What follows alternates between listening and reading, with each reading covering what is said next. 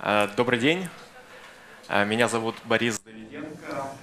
Good afternoon. My name is Boris Davidenko. I am editor of the business part of the LigaNet website. I'm grateful to the organizers for inviting me to moderate. I believe this will be one of the most interesting sessions of today's program. In your agenda, it is mentioned that the debate is about Odessa package of reform. This is not really true. Odessa package of reform is a kind of nice package of 27 regulations. We did not find an opponent to oppose that good activity. Therefore, we shall have a debate on a wider topic, which is called liberalism or administrative approach. Which one will move Ukrainian economy forward? With simple words, is it the government or the people? Who of them will be more useful to launch Ukrainian economy? Administrative approach represented by Mr. Panchenko. He is leader of Aleksandr Institute. Mr. Borovik is member of the team of Mikhail Saakashvili's team. He will defend liberal policy. The format is as follows. Each of the speakers will have an introduction, 7 to 9 minutes. After that, you will exchange replies, 2 or 3 questions. It's desirable to answer quickly. Actually, if I have questions, I will ask them. After that, there will be questions from the audience. You will have an opportunity to ask our participants whatever you want. In the debates, we shall decide who will speak first. So who will choose which side of the coin? You'll be for the strong side. So Sasha will be the first. I am the new person in Ukrainian politics. I would like to say that I was not asked where you are politically, left, from the center, right. One of the reasons is that in Ukraine those political lines and doctrines are not defined.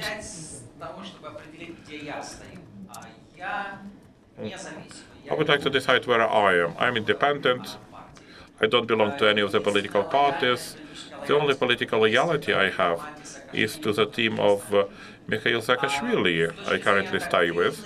From the point of the doctrine, I am a fiscal conservative. I prefer fiscal responsibility or socially liberal. I will speak of the first part of the fiscal responsibility. The main principle is that the state must not spend more than it earns, and not more than certain percentage of what it makes. It should not be shouldn't be more than 30%. The government should stimulate the economy in such a way that GDP grows, and 30% of the large GDP is larger than 52% that we currently have from small GDP. The main debates will be what does it mean to stimulate the economy? From my perspective, stimulation of the economy is what the government should actually leave the economy, should give the right to private initiative and living business in peace. Most probably, there will be the main debates here.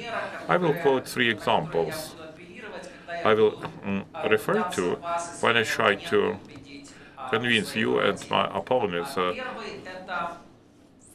The first one, if you remember, some time ago in Nepal there was earthquake, and we had to evacuate about 100 of our compatriots back into the country. The president of the country gave the order to the prime minister gave the order to the minister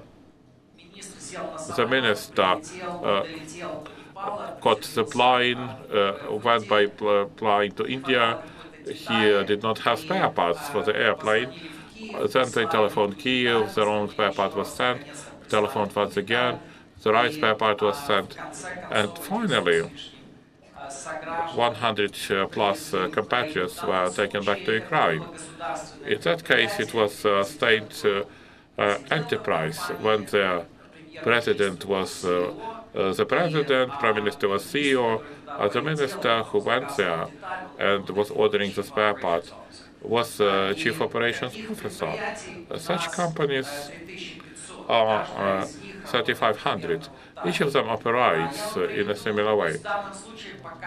In this case, on that example, I would like to show that even on the top level, even at the level which reviews the society under the prism, anyway, the state is a bad manager. The second example is when the Odessa port plant, some kind of managers become part of it, appointed by the prime minister. The same cabinet of ministers is telling the Odessa port plant whom to sign the gas agreement with. They sign it. The managers who come from the cabinet, they sign that agreement, and they lose 70% plus of their profit. The ugly agreement, this is an example of corruption. So the state is not simply the bad manager, it's also prone to corruption. The third example is Finnish Nokia, which in the year 1960, the board of directors took a decision suggested by the company president that Nokia would change its policy. Nokia, before that, was producing tires. They made rubber boots. They made also wheels for bicycles. And they decided that they will become a telecommunications company. Over the time, they became the largest producers of mobile phones. After that, they lost that position, and they decided to sell mobile phones to Microsoft, and they did it. Never as a government company. Imagine any government company that you know, and imagine that Odessa port plant decides that there is no point to make fertilizers. Let us get involved with nanotechnology. That change of the policy that I described is comparable to what Nokia did. And I'm ready to bet that the government entity would take such a courageous decision. Over my life, I'm guided with the words which people believe were pronounced by Voltaire, so it was wrong. I disagree with your opinion, but I'm ready to give my life to make sure you can express it. I'm very tolerant in my life. I'm prepared to dispute with people, and for me, which is a position opposed to fiscal responsibility, for me it's a political issue. I'm ready to fight in quite a rigid manner, especially in Ukraine, because from my perspective, populists have caused the country to make it the poorest. In Ukraine, it's pitiful to look at it. It's not clear how we can overcome that crisis. Every time when I hear political opponents who say about something reverse, so some kind of protections, subsidies, some kind of government property, to me, on the ideological level, this carries the risk for existence of the state, because from my perspective, where we came is followed by the wall or some kind of cliff. This is what I wanted to say within 7 minutes. I hope it didn't take more. I'm ready to pass the floor to my opponent. Excellent, 6:45. For understanding of the situation, Vladimir is actively publishing in his columns. He believes that today's economic bloc is way too liberal. This causes nothing good for our economy. From our side, we believe when Sasha Borovik left the Ministry of Economy, he criticized the economic bloc of the government for being too slow and being insufficiently liberal. We can say that we have polar views. So, Vladimir, it's your turn. If you have the stopwatch. Good morning. I would like to thank the organizers for organizing the discussion. I would like, if anyone has basic economic background, more than one half. To me, as always, because the detail, technical details, we shall understand, have to understand the isms, all of the isms, and who belongs to which part of the political and economic model.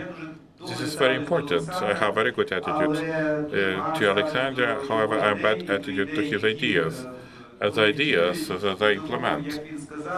Therefore, I believe, as I said, I start with that.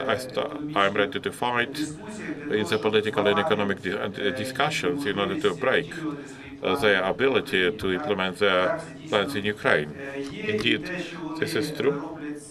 What they do, what they can do with this country, if they receive more power here, corresponds to what Alexandr said before.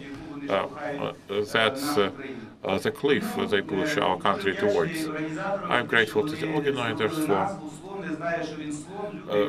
making the title. Elephant does not know he is the elephant. Our group was called dirigism. I am grateful because we could not define what should be the title of it. Of course, we spoke of ordoliberalism. However, ordoliberalism does not fully comply with the system of views that we propose and we implement. Dirigism, however, is closer. However, every notion is more narrow than real life. I would like to make three statements, because you read what kind of topics having there. Probably we shall talk about that as a hub of questions.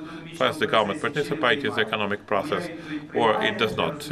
My answer is it does, and the opponents say no, the government should not.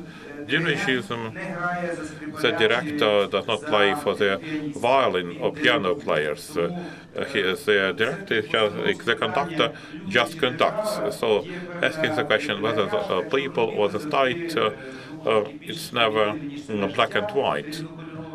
Because the life has many colors. So there are people on both sides. Anyway, the government accepts.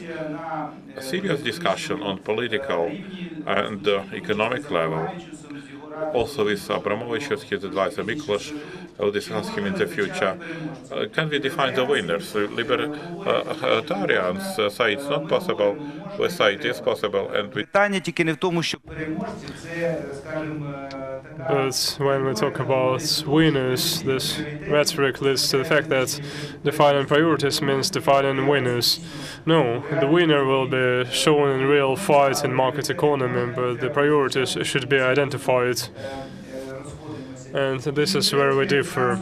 And third, financial responsibility. I support financial responsibility, but our position is we talk about financial pumping, financial forcage. If we look at two first items, if the state participates actively in economic processes and creating conditions, if the state promotes identification of priorities, then it also helps to fund these priorities. These are the main priorities. Talking about details, I'd like to give several examples. What's the basis of ordoliberalism is based on the old German historical school. Friedrich List, my thesis one, was dedicated to him. He was saying about national system of political economy, and he was opposing it to international system of political economy. When the Brits wanted to dominate in the world, they offered to all the rest of the economies to be feedstock supplements to the British economy, and they did all this not only using weapons, not only using organizations, but also influencing the brains. And for more than 200 years, this problem exists. And every state resolves this issue. If they choose the national system, they win. If they, being weak economy, decides in favor of international system when they allow to remove any impact on the economy, then they seriously lose.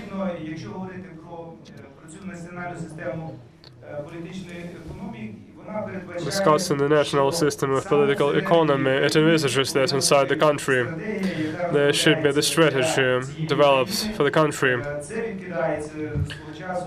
This is discarded. Prime Minister Yatsenyuk says he doesn't need the strategy because his strategy is the association agreement with the EU. The EU association agreement is a trade and political agreement. It's not the strategy. No one can call it strategy in Europe. In 1 year he's re-elected and he's saying, I don't need a strategy because I have IMF agreement. Again, IMF never considered this as a strategy.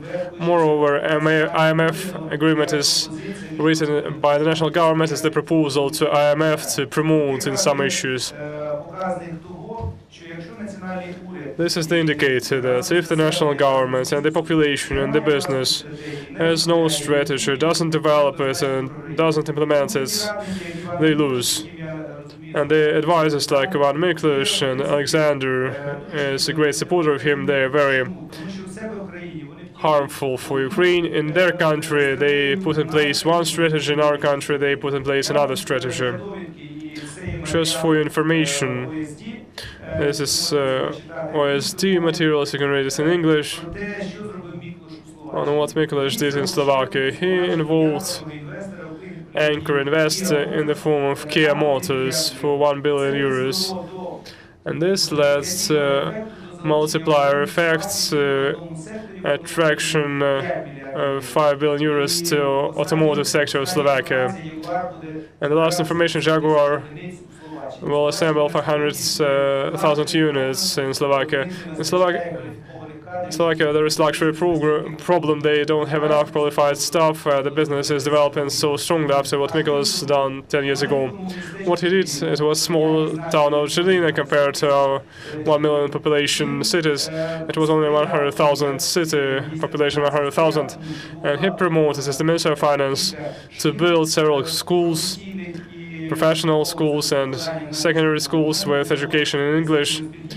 I had a plant with Belgium, and the requirement was at least 30 people, 100 people staff, and 30 people, the basic staff, should speak English fluently. Because technicians did not want to work through interpreters. Although there were 4 interpreters on the site, this was sufficient, but their condition was the technicians should speak English with each other. So schools, hospitals, for the level required by Koreans. Then technical university on the high level. This is the human factor. This invested into people. Then the road was built, then the highway was built, the airport, and even the stadium on which our people recently played soccer. Our national team played soccer, and also Miklos used some concession games. He won over Hungary, Czech Republic, and Poland when he attracted these investments. After he attracted these investments, there was huge developments of automotive industry. And here he does everything so that nothing appears here. I believe that these are criminal recommendations. I write about that, I am saying about that. This is one of the examples that in his country he confesses the national system, and coming here he confesses national system for him, but international for himself. For Slovakia, it's very good if you go there, if you work there as the innovative companies, and if you move forward the economy of Slovakia. Thank you. Thank you. And now Now, every participant, as Sasha was the first to speak, now you have the opportunity to ask a question to your opponent, to make quick comments. Just a couple of minutes for the answer, for the remark. My first question is, how do you see the difference between delegation, stimulation? It seems to me that you support stimulation and I support stimulation, and I haven't heard. It seems to me that the state should take care of education and infrastructure. This is natural. This is what was done by Mikuláš in Slovakia. I haven't seen that Mikuláš gave some margin order that he said how it should be done. That hasn't been prescribed. He hasn't said that we need to create international center for automotive industry here. He never said that. Slovakia has high tech, they have construction, they have telecoms, they have everything. And what Mikuláš did, he just opened the markets. He made quite good taxation system, and then he opened the market, and there was competition. This is why I respect him. He had bravery to do it. I think Ukraine should do the same. He doesn't give subsidies. He doesn't give tax loopholes for automakers. You are discussing Mikuláš, as you are the representative. From the political economy perspective, you represent neoclassical school. You have an illusion that all mathematical images work, and you are deeply mistaken that Mikuláš opened the market. There was nothing to open. The population is 2.5 million, and there is no market for automotives. It's 5 million. 5 million population. The work he accomplished was to create conditions for anchor investor. I'd like to refer you to OECD report. Everyone else can read this OECD report. He did not open the market because there is no market for automotives. His market is the world, and initially it was played that the market is all the world. So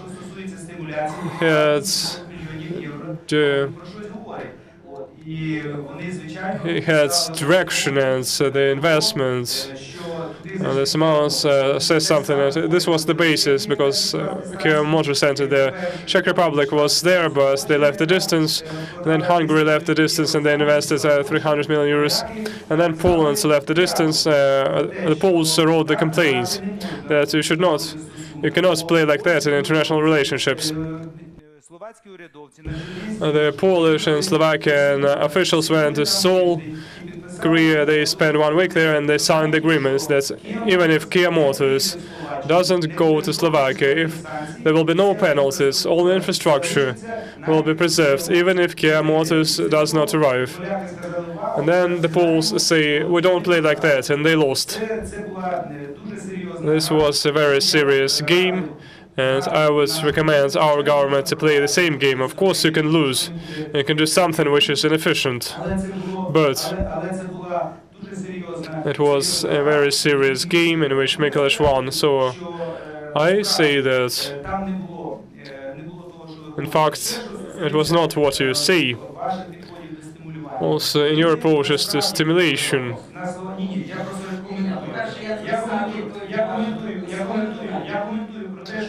I just want to comment that you say about incentivization. When you say about incentivization, you should discuss instruments. If you talk about approval of 30% of budget expenditures, it means that you don't think strategically, you don't think in the corporate categories. When a corporation has the objective, they look for the resources. And you adjust to the resources, and you adjust your objective for the resources. If there is no money in the budget for education, for creation conditions, for the interest strategic investor, you know that today professional education is at a very low level. Often investors survive not because there is war, but they cannot find the wealth and the work and so on. So you block. These ideas were invented 200 years ago. It's the classical ideas that the budget should be approved once and for all should be agreed with GDP once and for all. These are just indicators that can be violated. You can violate them. You may not fulfill a Washington consensus in which we're living if this is stimulation, if these funds will go to the right direction, if it brings results, then your GDP will increase and you will have the same percentage. I also support 30% of the budget. And I support low government, but we should not confuse this. I'd like to say that first, at the academic level, at intellectual level, I did not guess the answer for my question. The question was, what's the difference between stimulation of the market and regulation of the market? The answer to this question, I didn't get it. However, a key story really touched me. You need to read this material. And second, fiscal discipline does not contradict this. At the level of your family, of your pocket, if you earn 10, you cannot spend 15. We're now in a situation when for 25 years we were spending 15 when we earned 10, and we entered this debt, and for the last 3 years we were cut off from private capital markets, and we're also cut off from the public markets. I'd like to explain the situation with regulation. If you don't explain it, if you failed to explain the difference between incentivization and regulation, I'd like to explain it for you. If I'm an investor to Slovakia, I go and open my startup. By the way, many engineers and startups from Ukraine go to Slovakia. I go, I open it, I have access to capital, I have access to talent. I can do it immediately. My company is registered within 3 days. If I come to Ukraine, the first thing I have to do is to register my investment. If I'm a foreign investor, I have to register my investment, and this is regulation, which you say. It doesn't stimulate. It takes you 3 months. Then, after I earned money, I want to take this money back to Slovakia or to some other place. Then I have to pay 75%. I have to sell 75% of my FX profit. If I want to abolish this registration, if I want to make free movements of capital, if I want the money to go into the country, why do you call it libertarianism or something else? Why you don't think that this is just a responsible attitude to the economy to make investors come to the country? You're not talking about free flow of capital, free movement of capital. You just asked about simulation, and you gave the example of Mikuláš, and I responded to Mikuláš. Now, regarding the registration of investments. Registration of investments, did you ever register the investments? You write so much about this. In fact, there is no problem there. I can explain why this registration was introduced. Earlier, the investments, when you make investments, you can get some benefits, and this is why we had this registration. So if we abolish this registration, it doesn't have any impact. Nothing will happen. So I support this abolishment of registration of investments, but it doesn't achieve anything. I have a question. You mentioned Odessa package of reforms. I have a question on what you propose for taxation system. You believe that it will be the breakthrough.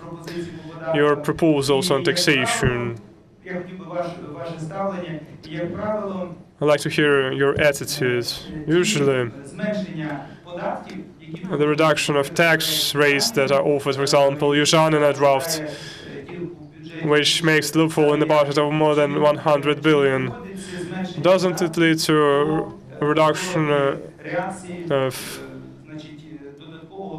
Doesn't this reduction of tax rates lead to the opposite reaction, to the increase of pressure on business? Can you explain your attitude to taxes? Maybe everyone has read it, but I'm not sure. It will take more of my time. Let him explain in his time how taxation reform works. I can explain my attitude to taxes. Today we pay about 20% for bribes. If you're doing business, whatever you do, about 20% goes for bribes. Then there is tax of 45%, which the business pays. I simplified, but still.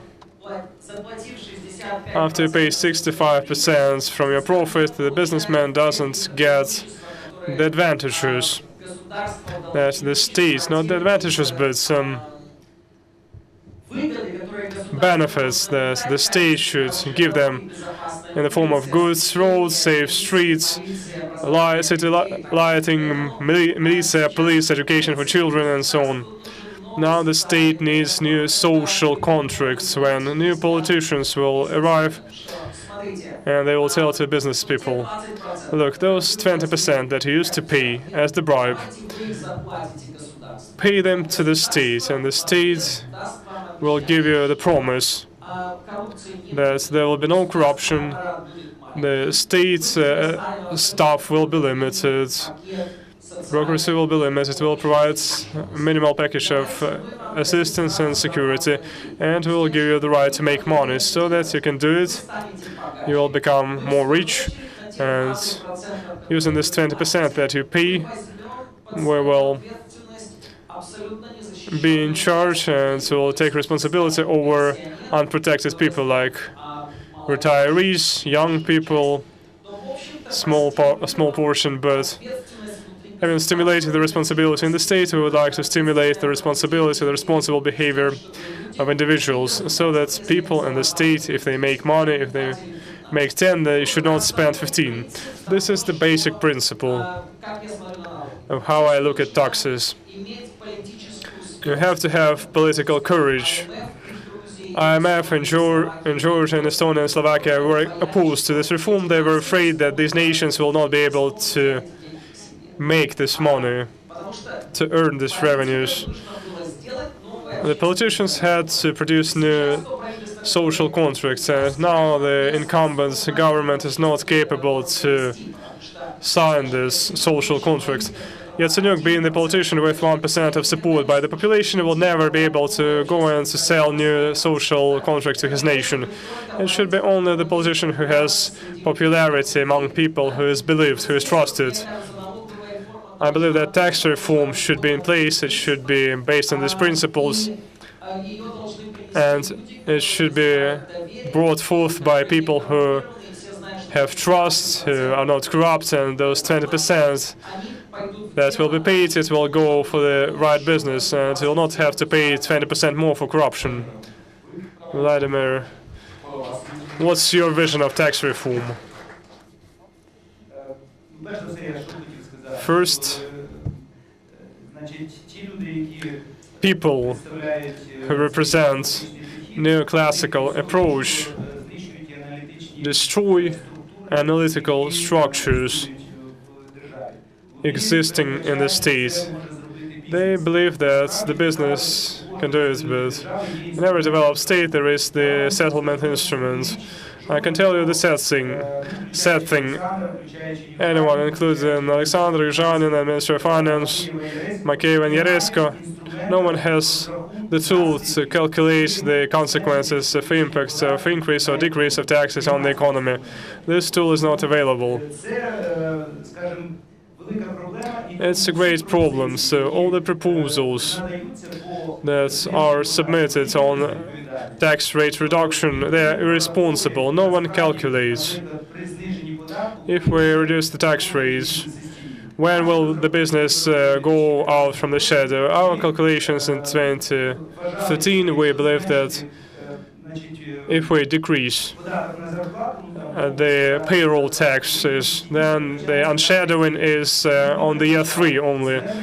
So we plan to apply it to international financial institutions to have this cushion, to have this financial cushion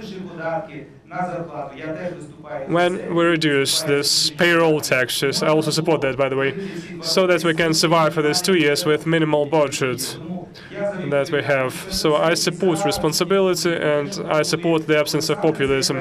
What Alexandr offers is populism, because it is not substantiated by anything. If you show me the tool based on which you calculated the consequences, I would be glad. I will write the article that this tool was found. You don't have this tool, so your ideas such as populism, your statements such as populism, this is what they did in Slovakia, Estonia, and Georgia. This worked very well in Slovakia, Estonia, and Georgia.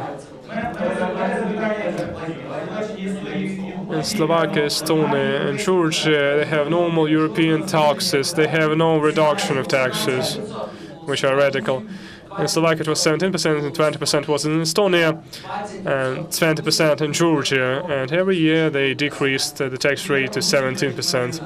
I have a question about Georgia. Can I ask a question in Georgian? Please ask a question.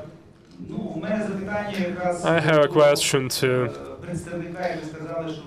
the representative. You said that you have pieted to Saakashvili. I also really like him. I would be happy if he becomes general prosecutor.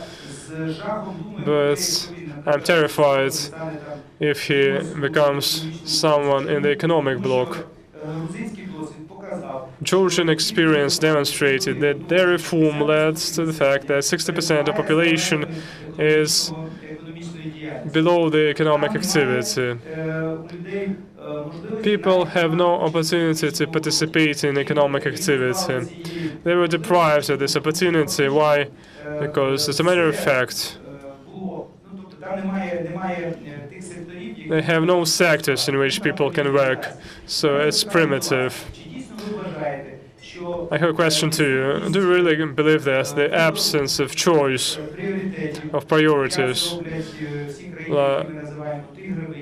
like it is done in the countries that are called tigers, or other countries like the United States and developed countries of Europe, do you really believe that this can lead to economic success in the time when all the examples demonstrate that if the state stops being the player, especially in external markets, doesn't support the experts, active support, including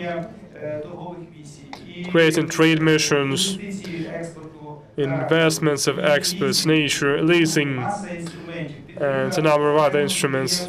Support for undertakings when financing experts benefits. In China, when they developed exports, they had to repay only 30% of the loan that you get if 100% of your products go for exports if you don't sell here in your country. Do you really believe that you'll not get second Mongolia or Georgia? Economically, they are not different for me. Mongolia and Georgia are the same for me economically. If you refuse from any cooperation of the state and business in promotion of the priorities that have to be selected, priority industries and expert support. First, Georgia, before reforms, they were 134 in doing business, and then they became number 8. It became much easier doing business, and in 2 years we raised only by 4 or 5 positions. After that, they reduced their GDP twice, which is also very important. They increased their GDP twice, which is also very important. And even I believe that we should support business. Where from? We are living in the bankrupt country. No one is giving us private money. The money we're given through some state channels, through IMF, this is limited. This is not Greece. First, I'd like to ask you, even if you convince me, where will this money come from? It's the first question. And the second, just because this money is not available, what I say is give people the opportunity to make money. I'm not talking about the tiger, I'm not talking about Singapore, I'm just saying people should not give away 65% of what they make for God knows what, because now they're paying for licenses that no one needs. In Odessa, we calculated there are only 4 companies which threaten the environment, but everyone has to buy a license. Similarly, you have to go and get a license for everything, and this is corruption. And we say, remove the licensing. Market stimulation goes from deregulation and not just supporting. Also, if you give some exemptions, benefits, we already give benefits. 53% of what we pay, approximately 12% from our public expenditures go for benefits, for subsidies. But where are the state-owned companies that you like so much? They're not there. The benefits are not going anywhere. I'm not talking about state-owned companies. You can call benefits differently, and they are provided to private companies globally. Where to get the money? Soros in the previous year said that he can attract $50 billion US here to this country. He didn't say that. He said it's good to do that, but you don't know where to get it. I know where to get it. Don't interrupt me, please. We can do it without Soros, but the question is, Yatsenuk's government,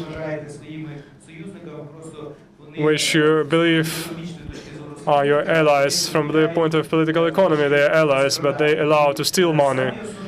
And most funds are stolen in Naftogaz of Ukraine or other big companies. I don't subject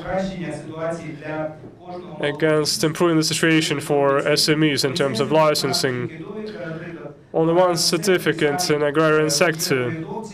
And even the senior officials were terrified by their decisions they made in the previous year. They abolished the certification on seeds, on grains, and now there is a great problem on sowing season, on planting season, because this structure was liquidated. It was reduced in size, and there is no one who can do anything.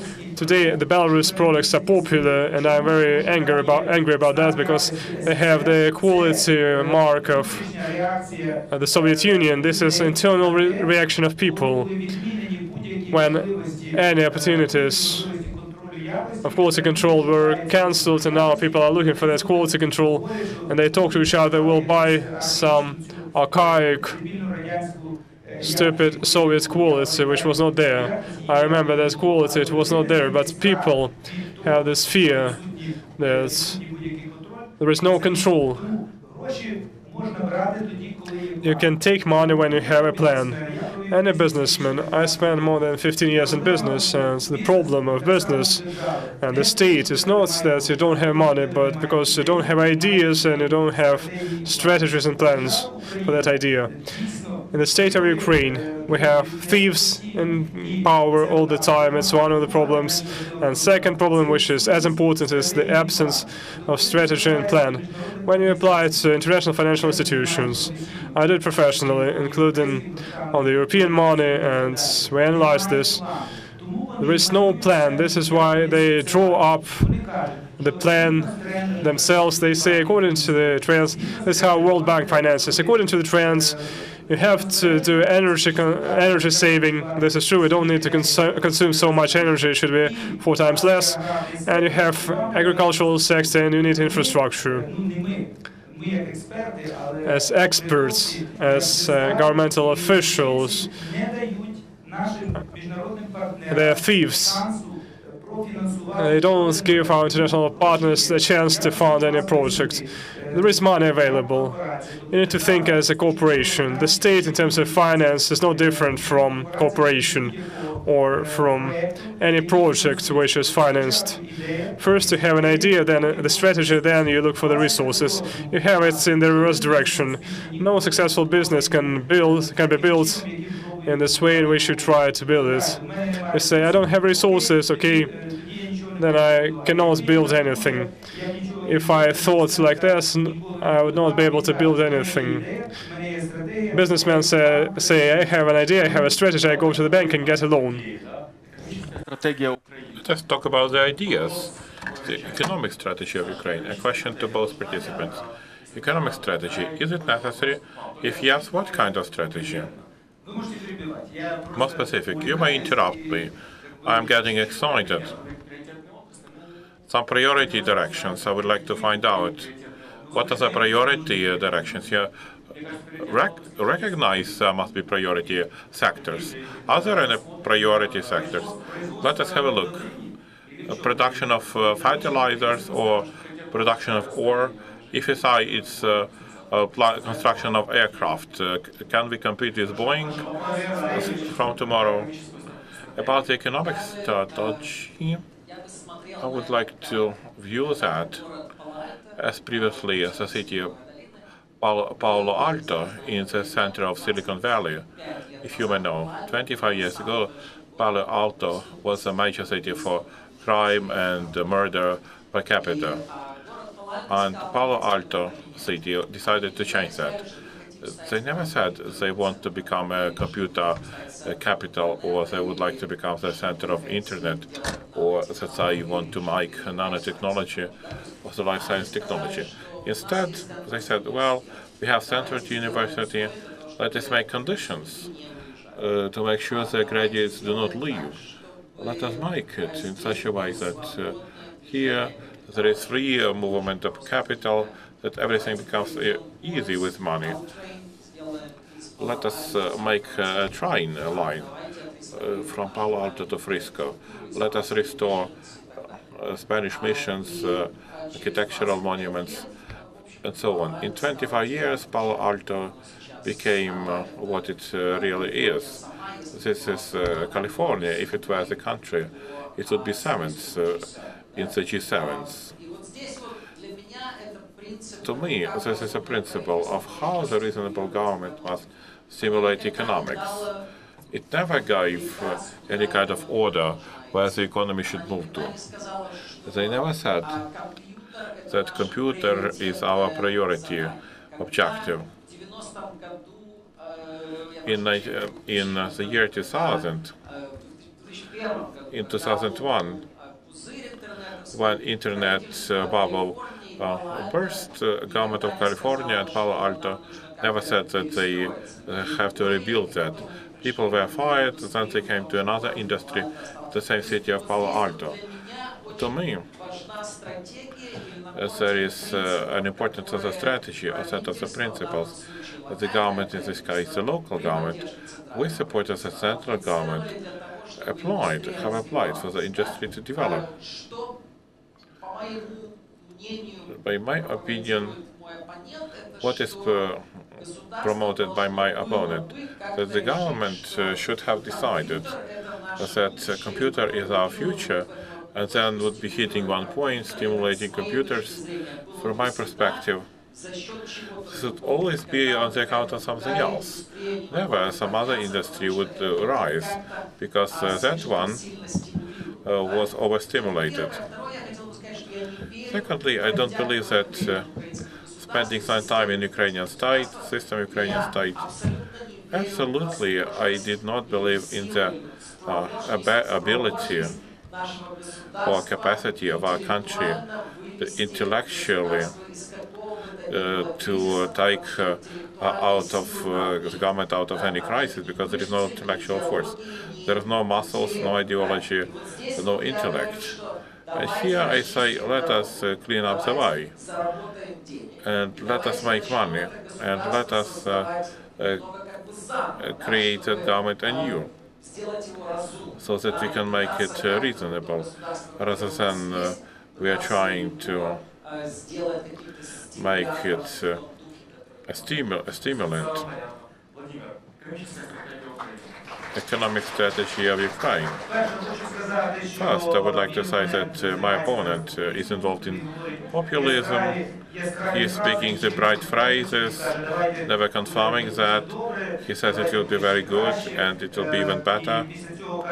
After that, they say, well, those who were supposed to do it well should leave the stage. This is really an example of bright populism. As far as definition of priorities is concerned, the priorities are defined by intellectual efforts. of those who can make it. The government is coordinated, the organizer. Maybe there is no state. Everything can be taken to the triangle, the golden triangle, the state, the society, and business. For example, when people say that in New York there are just 50 people working for the mayor office, it doesn't make the 10 million plus the city, and the services are comfortable. Who are in New York, they know that 50 people are responsible for all services. There are lots of outsourcing companies, lots of NGOs, lots of non-government organizations. Actually, your position is that you are hostile to the state here in Ukraine. In Germany, America, you treated it as a partner. This is your problem. This is not a problem of the government as an institute. You come and say, let us liquidate the state because you don't understand how it functions. This is like a kid who wants to break some kind of toy, which doesn't move. Closer to the question. The priorities are not determined by orders. However, for sure, they may be determined based on consensus and also based on the analysis. I would like to say that we have no analysis of priorities. You criticize, I also criticize them. I'm irritated when Vasadze was for 20 years was stealing away in the automotive sector those benefits that were granted. I was irritated. I think this ruined the opportunities for development of car building sector. There were a few companies that could have worked. This is true. It doesn't mean, however, they couldn't determine the priority of creating the machine building cluster of the border with EU, let's say Transcarpathia, and it could have been existed there. It was installed and would be part of that system. The priority can be defined. I can answer what should be the priorities. I think it's fair defining the priorities in the family, in the corporation, or in the government. It's all the same. You give some more and you give others less. Someone will die. This is objective reality. The question is, what the reasonable countries do? They develop the sector which is available. The Chinese have developed light industry. Then they sucked out money and capabilities, throwing that into the car building sector. The same happened in the South Korea. They have launched metallurgy, their rubber technology, then they sucked away. When it became more or less successful, they sucked the money away, throwing them into electronics, as well as more complex car making. This is normal, and indeed the sector the money sucks from will degrade. Whom shall we suck here? Of course, resource sectors. There will be a question about oligarchs, but I'm running ahead of that. What to do with the oligarch? The oligarchy must pay. And when I am telling me that we should not raise rent, I'm sorry, we have to do that. And this is one of the resources. I can tell you a criminal thing about the agriculture. On the agricultural commodity, if this is commodity, this is advised by French and German. One has to establish duty. Why?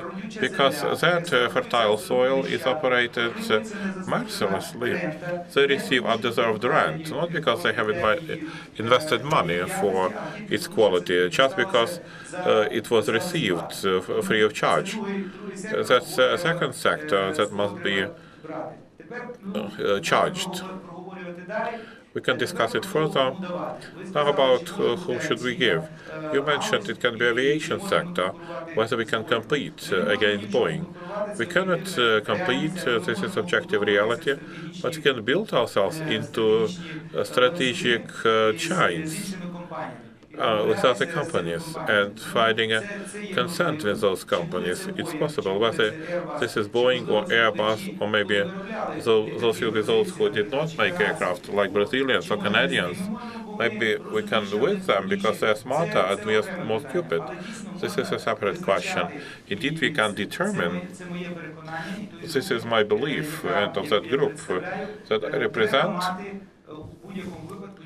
Anyway, there must be new industry. In Europe, this is prescribed as early as 2010. It's at the level of parliament, at the level of every country, as new industrial policy. That policy must be there. We must support that sector. Today in Germany, industry is not actually industry, if anyone imagines, but a support plant. In principle, it's science and education, R&D, that's new industry. Therefore, there must be new industry. By no means, as you former boss Abramovichus, jointly with Miklos, were saying that priority of Ukraine is agricultural sector. This is populism and this is a crime, speaking of that. Excellent. I will just ask a few questions. Let us express our opinion clearly. You mentioned the question that in your articles you said that if the oligarch is forced to follow the rules of the game, it's not bad.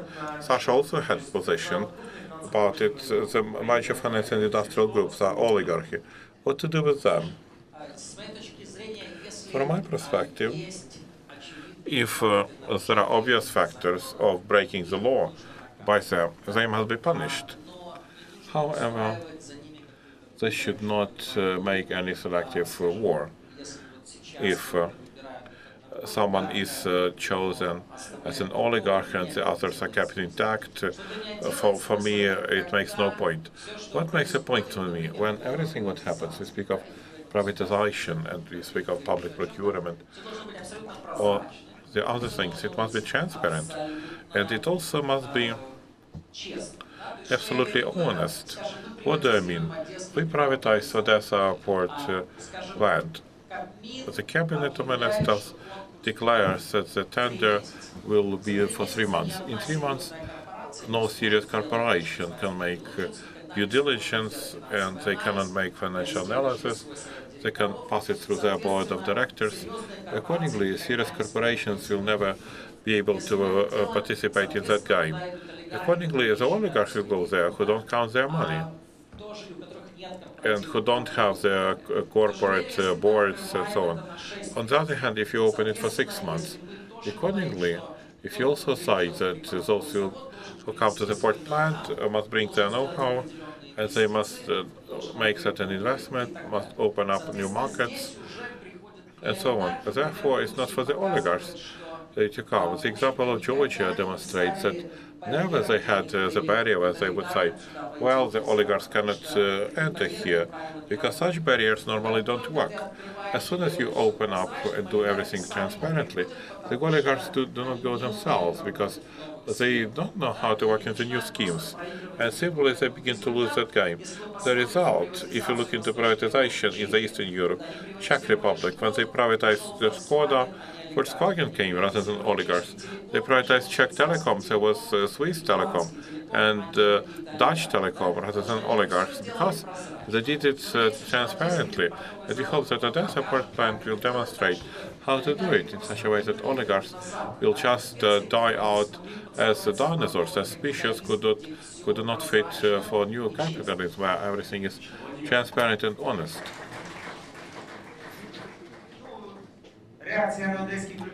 Reaction to Odessa port plant, as you are working in Odessa and you are not related to that. Moreover, Odessa port plant is sold as a real price.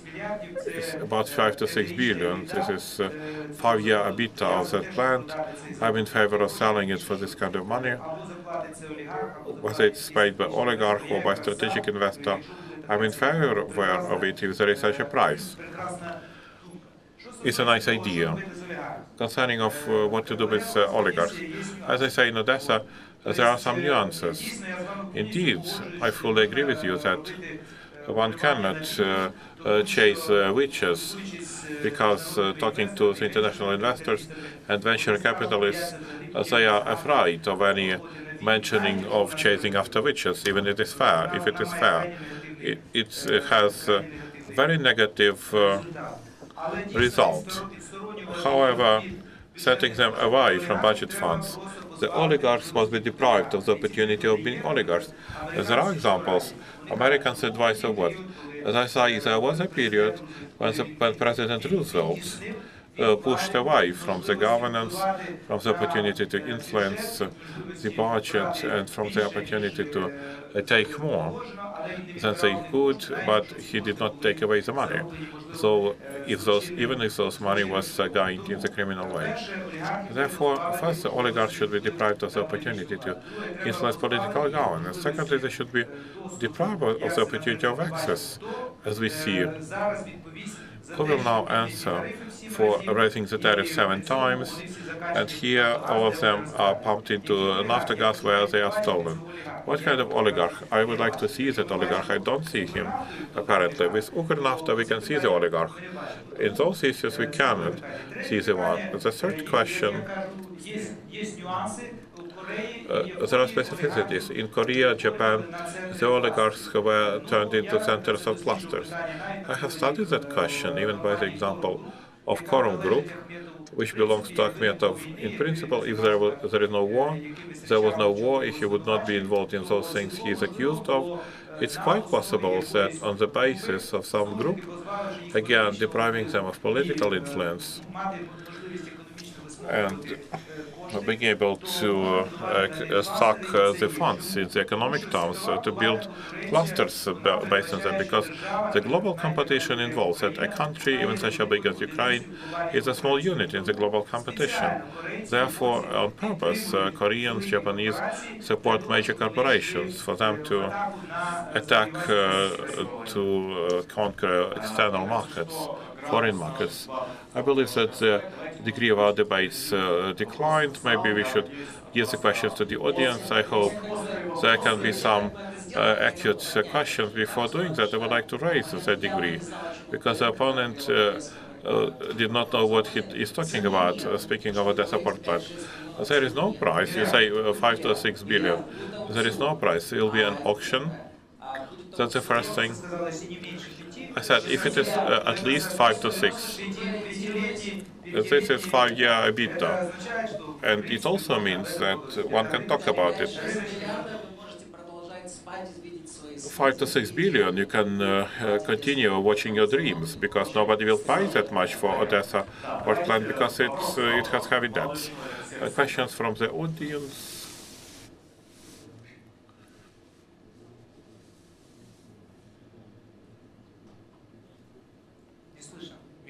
I cannot hear. Microphone, please.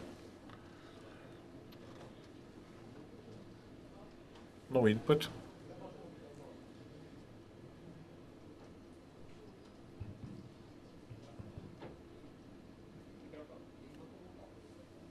Добрый день. Добрый день, меня зовут Владислав. My name is Vladislav. Я закончил университет. I just graduated from the university, and I am looking for a job. Recently, I won Недавно выиграл инвестиционный конкурс. the investment competition held by Odessa Oblast Administration. I won with my business idea. By occasion, I received a letter by mail with request to give a business plan with all the estimates and other activities. How can I do that? If I only had the idea, I need some additional information. Maybe Sasha can answer that individually. Does it have to do with the topic?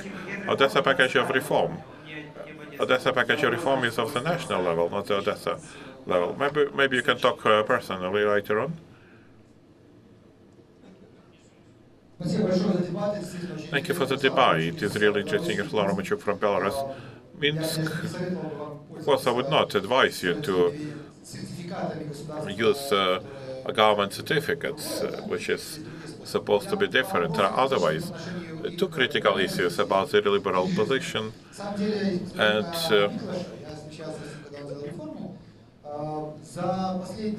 I spoke of with Miklos, when he was doing reforms in Ukraine. He didn't do any reforms here yet, did he? Government expenses, 42% of GDP in Slovakia. Foreign debt, public debt, increased over 25 percentage points for the last 7 years. There's a question to you, Alexander. Why do you believe he is a representative of those reformists carrying the ideas of free market, because he is interventionist, not being different from others, who is just working within European dirigism. So you economists may understand my question. The structure.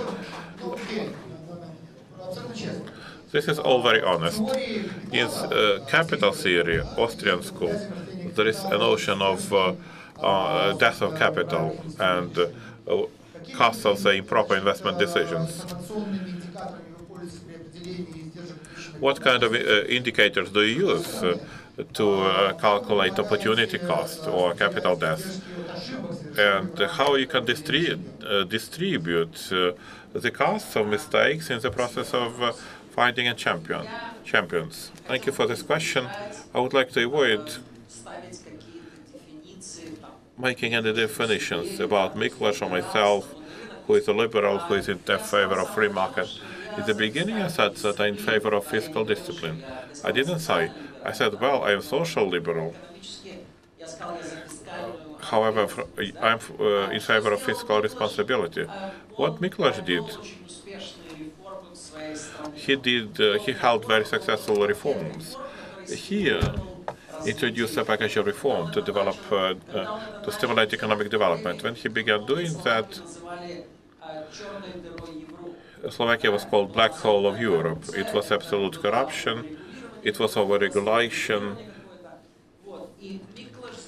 And Miklos did what the reformists were supposed to do. He introduced the measures to stimulate policies. Next year, they gathered more taxes, 20% more compared to what they received earlier, so they have reduced the tax rates. They began growth, 5% annually. He took the country out of the crisis.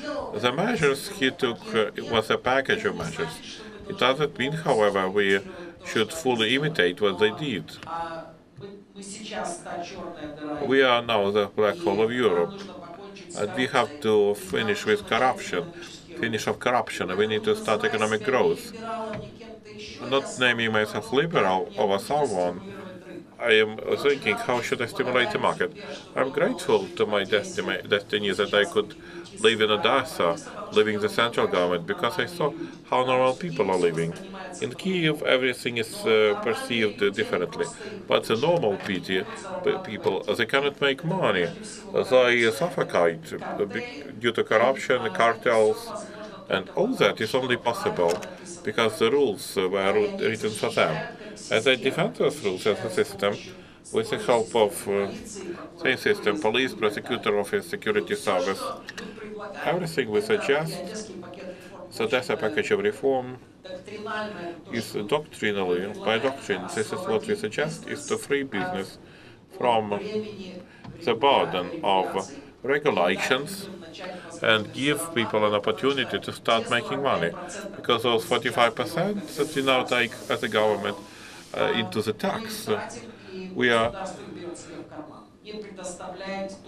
spending it, and the government is pocketing it, not providing the right range of reforms, the right range of services.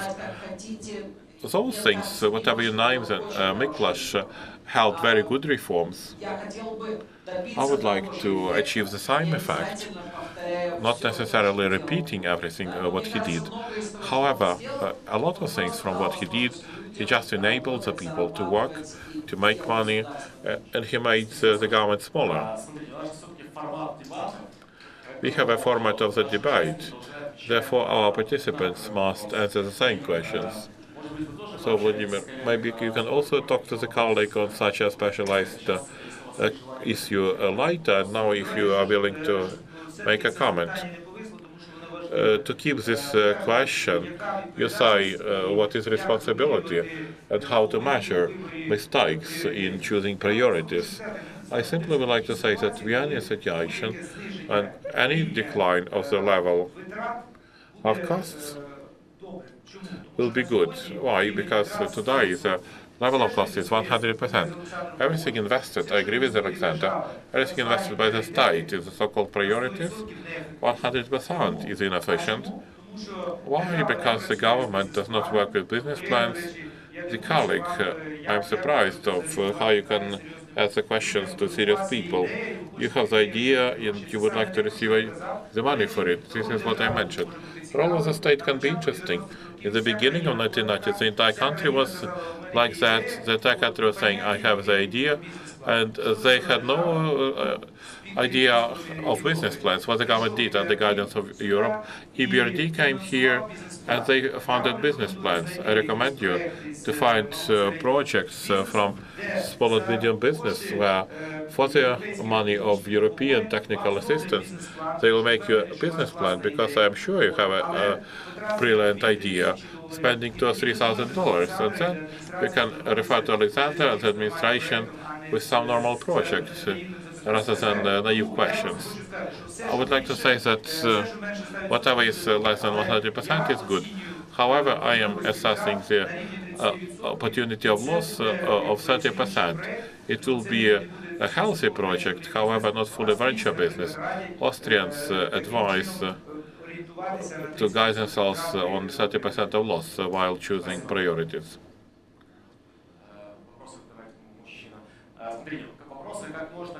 The questions must be made shorter. One question to both participants. I would like to be concise. The participants of the discussion have covered quite a lot. Before speaking, I would like to say that President Gavel, Austrian Economic School, Landau, believed I'm a liberal, even invited me to Europe to raise the flag of liberalism after the crisis of 2008. On purpose, because now my questions will be about such things. First, dear colleagues, participants of the discussion, I really like that you speak of the role of state liberalism.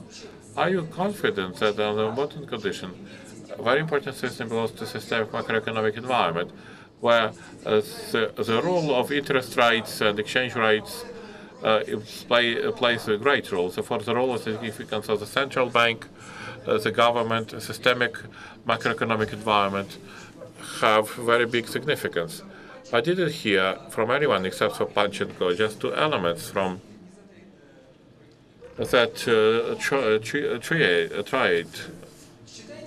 triad. Therefore, I have a question. Do you believe it's important?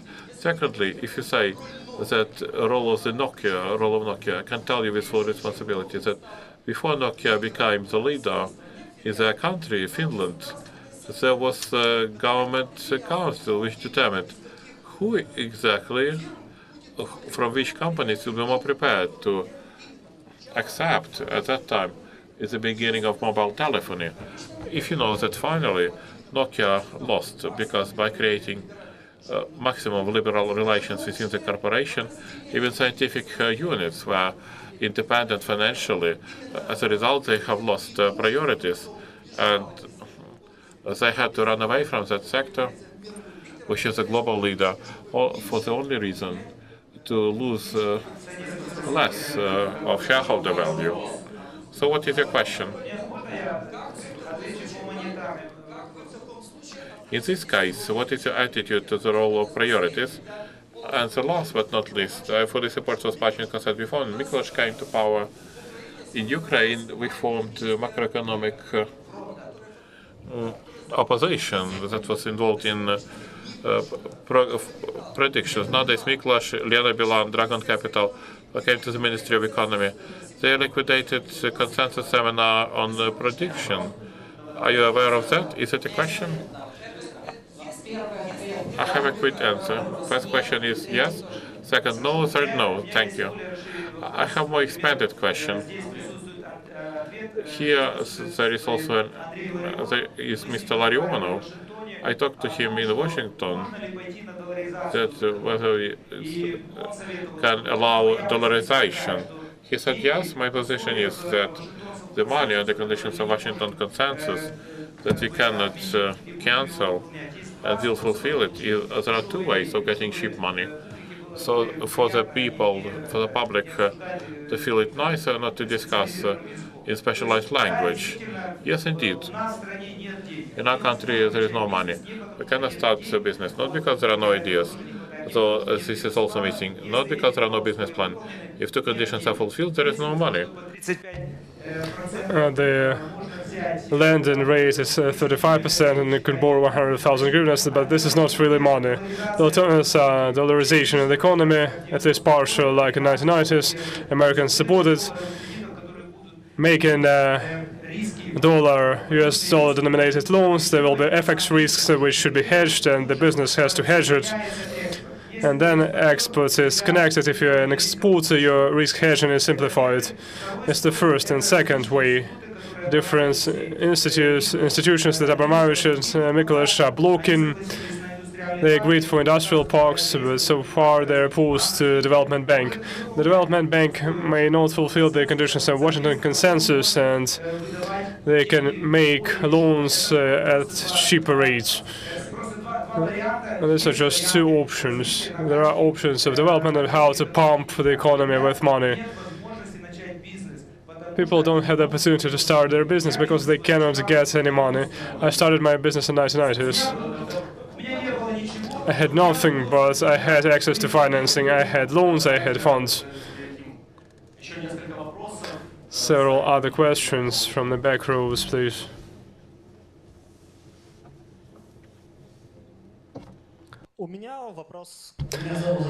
My name is Andrei. I have a question on priorities. You mentioned that we need to take more from the commodities sector and to make some tax exemptions, tax benefits for high-tech research and design and so on. Do you know that 2001 the dot-com bubble burst, and why a taxpayer has to be responsible for this possible situation when high-tech business will just burst as a bubble? Why the taxpayer has to carry this responsibility? And second question, how will you hire clairvoyants to the Ministry of Economy who will be able to predict the future? The Ministry of Economy doesn't need clairvoyants, they need to have instruments, and they should not be liquidated. Dragon capital liquidates it, to outsource it, and to deprive the state of opportunity to do it independently from the business to see the future. As regards financing of innovative sectors, we're not saying that we need to finance dot-coms. We're saying that we need to invest into high-quality education. We say that we need to invest into quality infrastructure to promote dot-com development. The taxpayer sometimes will suffer, but mostly they will win if we invest money into new sectors and not repeat the mantra that we're an agricultural country. We're not an agricultural country. If we are the agricultural country, we need to have 10 million people. The rest should leave. So you need to pack your luggage, to pack your suitcases, and be ready to leave. If you listen to these leaders of opinion, like the current Minister of Economy, I recommend this strongly to you. As you're an IT person, your suitcase is always ready. You need only your laptop to move to the neighboring country. And there people are thinking, they're waiting for you to arrive and to stay there. Hopefully you will not leave anywhere. I hope you will stay. That's the first. And the second, in the beginning we had a discussion and we had many economists. Oh, you will go to the Ministry of Economy to get the salary of 2,000 hryvnias a month. It's the salary that we can pay now as the state. My opponent did not show where he can get the money from, so the salary is still there. No one will go there. At this point, no clairvoyants, no experts will agree to work for that money. Volunteers. It's a good comment. We need to have this golden triangle and to use it. Today the rhetoric on the state is nihilist. If we're not happy with the state, we liquidate it. And the rhetoric should be opposite. If we're not happy with the state, we need to establish adequate salaries. We need to set adequate salaries. If there is a decision making in the corporation, even in Ukraine, if there are turnovers of tens of millions of dollars, his salary will be above $2,000. If you make decisions at much higher level in the ministry and you get only 2,000 hryvnias, I had people in the ministry who worked and they came to me and they had salaries 1,700 hryvnias, and immediately across the road they had the opportunity to earn $1,700, and the salary should be $1,700 at the ministry. I agree, but the populism says, the populism rhetoric organized by oligarchs say that. You need to understand that oligarchs organize the system so that you're humiliated, you're stupid, and you have no initiative. This is why you are paid 1,000 hryvnias. Then you fulfill any orders. And the last quick question and quick answer.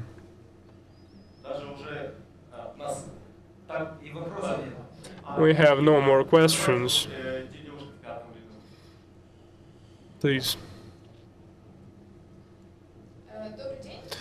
Good afternoon. A question. You mentioned that we need to, roughly speaking, sit down and analyze the economy to build the economic strategy. A question. While we're building economic strategy, maybe our time will just disappear, that we don't actually have in order to start the changes. Regarding the economic strategy or any other strategy, it's the same in business and the state. There is some objective you have to reach, and there is no time to make strategy. You are right, but as Alexandr says, if you don't steal, it's the first precondition. If you don't steal, and then you have this delta, which gives you a break and opportunity to develop the strategy. And on the other hand, we have strategies. When I address Poles or Turks, I say, let us take someone there to show how to do it. And they say, you know everything, just take it and do it. Just do it. Another question, I'm grateful to the organizers. Again, if Alexandr is not part of this group, at least it has very strong influence on the government. The government, which is now in power, they say, no, nothing should be done. You just stand up and leave the scene. The state should not do anything, and it cannot organize the business. So I'm telling you, there are strategies, they can be put in place, some of them, on some sectors, but the strategy should be comprehensive and it should be aligned to reality. In the recent 10 years, all strategies turned into research products that can be developed by Mr. Igor because the government just doesn't care. You researchers can do whatever you want and we just share the money in the budget. We need to have the strategy, we need to know where we're moving to. It's not so hard, and it seems to me all we have to do is to say that we're moving into the system with minimal number of regulation, the system with personal responsibility for your life, for your well-being, freedom of entrepreneurship, freedom of enterprise, and some minimal contribution from the business to the state. The state should be small, and this is what we outlined. As the opposition, we can take what my opponent was discussing. I believe this is a mistaken strategy, but we need to have a strategy, we need to know where we're moving. Thank you.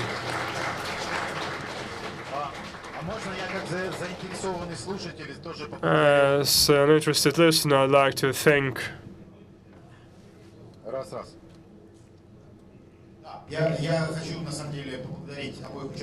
both participants in this discussion. It's for the first time that I see in Ukrainian ground the clash of these two serious ideological opponents. And in 1.5 hours, there's a lot of time. Next time we'll make quicker discussion and more vivid. And you managed not to fight, not to have a fight, and you managed to find many common topics in which ideological differences are not so important. Thank you very much indeed to the participants of the discussion. Thank you, Boris. Thank you.